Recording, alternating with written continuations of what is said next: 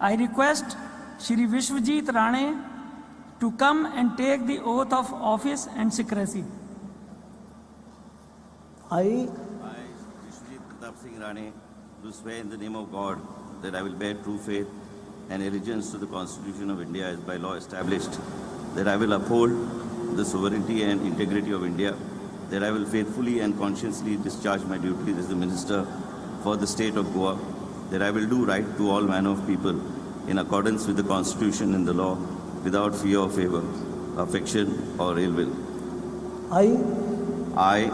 Vishwajit Rane, do swear in the name of God that I will not directly or indirectly communicate or reveal to any person or persons any matter which shall be brought under my consideration or shall become known to me as a Minister of the State of Goa, except as may be required for the discharge of my duties as such Minister.